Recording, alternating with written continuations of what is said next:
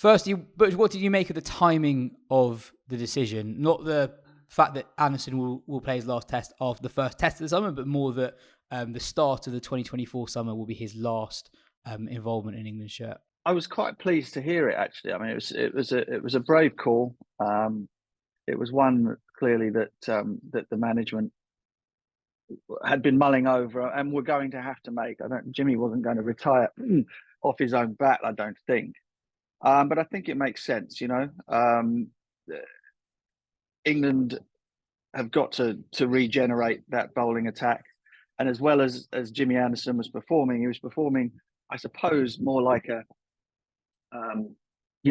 miserly first or second change bowler rather than your sort of spearhead in terms of his wicket taking capability. But by the sort of the last 12 months of his career in England shirt, still very, very capable, still fantastic, still unbelievably skillful. But I think, if England are going to challenge, and you have to mention the Ashes, even though it's quite a long way away, they need somebody that's going to be taking sort of bags of 5, 6, and 7s rather than, going at 1.2 runs and over and picking up a couple of wickets per innings. And just in terms of English cricket, and there's no sentiment involved, I don't think, in the decision made by McCullum and Key. I think it was the right thing to do. And wonderful that he gets a chance to sort of bow out where it all started 20 odd years ago at Lord's. And great also for the rest of the team and the squad and the players around to have that sort of clarity as well, that there are places up for grabs, and a real chance for somebody to make headway as England's sort of number one spearhead bowler. I mean, big shoes to fill, but that happens whenever great players take their bow. You lined up alongside him when he made that Test debut 21 summers ago. Yes. What were your memories of a young Jimmy entering the fray? Well, I mean, he was unbelievably shy and quiet. Sat in the corner of the dressing room. I made a real conscious effort as a senior player in the dressing room at the time, back in 2003, to kind of to try and make him feel welcome, and and sort of just be a friendly face and voice in the dressing room for him. And that was sort of the off-field stuff. On-field, he was just the talent was incredible. The ability to swing the ball at high pace at the time. I mean, he was genuinely quick back then. Was something that was fresh and startling, I think, in an England team at the time. I think Steve Harmison was playing in that game as well. And so England were looking to sort of, it's almost a similar situation 21 years later to regenerate, after the passing of the careers of people like Caddick and Gough, etc. And he took 5 for in that first innings, bowled some fabulous deliveries, ability to swing it in and out, full length at pace, albeit against Zimbabwe. I mean, anyone can get wickets against Zimbabwe back at that time. And everybody genuinely thought that we found a very, very special talent right from the word go. And so it proved. He then went through sort of 2003, played against South Africa when Graham Smith sort of put everybody to the sword in the first 2 Test matches of that summer, and then had a rough old time really between 2003 and 2008, I guess. Trying to rebuild his action, resulted in back injuries, loss of form, loss of confidence. But then once he was through that period and decided to go back to dipping the head and bowling the way that he'd always bowled for Burnley, he started to become the bowler that we know now. Pace went down a little bit, but the skill and control then became par excellence. And what a career! It's just been absolutely staggering. And I'm very, very proud is not the right word, but I'm just sort of, it feels good to have been a tiny little part of that story. I mean, I showed him how to bowl the outswinger in that Test match. It's kind of amazing. You mentioned his pace. It was amazing that he was still bowling in the low 80s, even in his 40s.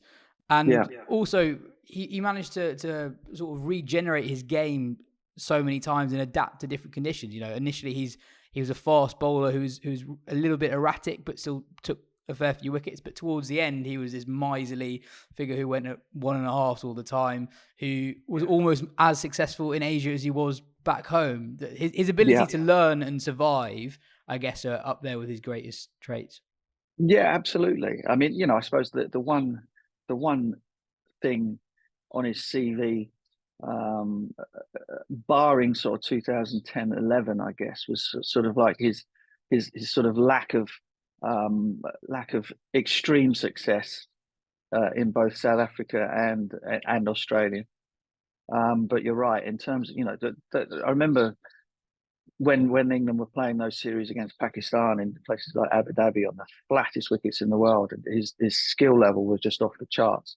And I think at that point, where are we talking about? 2015, around about that time, was when the complete mastery over, you know, control, line, length, movement with reverse swing, conventional swing, the wobble seam, all of that sort of stuff came together to be the complete package that we know now.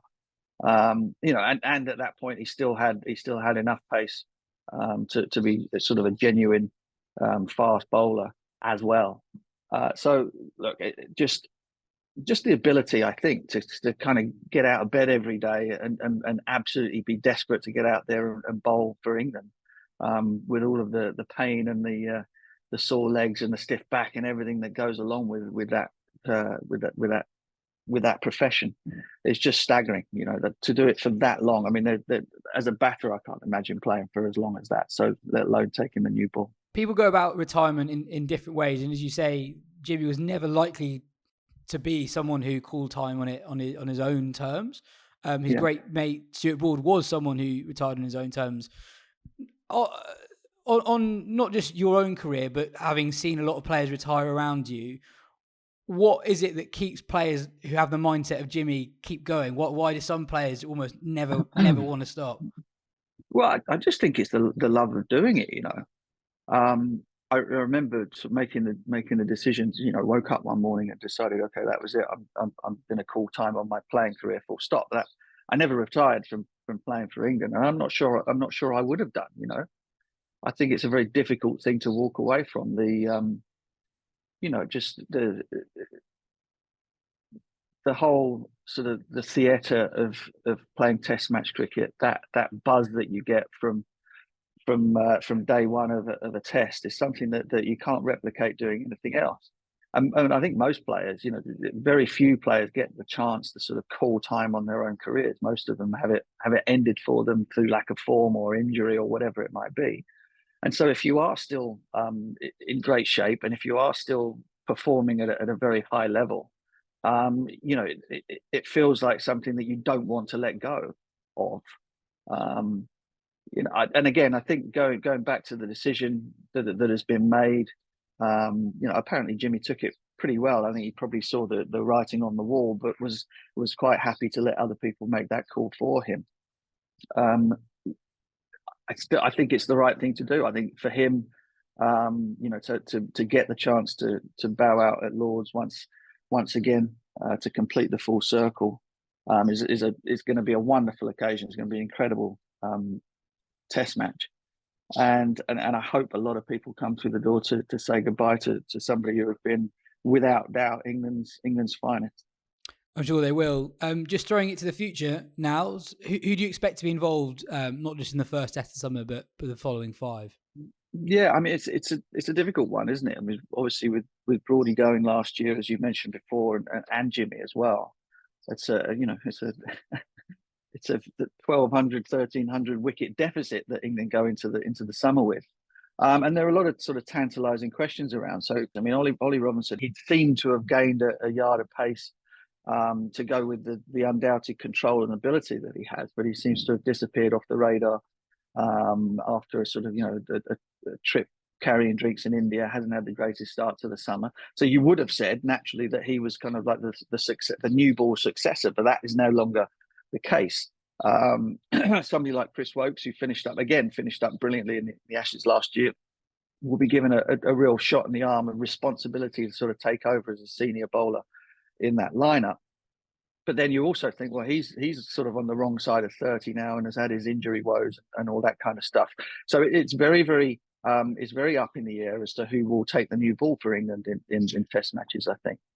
Somebody like Matthew Potts has had a quiet start, but he was somebody that England really liked. Josh Tongue has been injured for a very long period of time.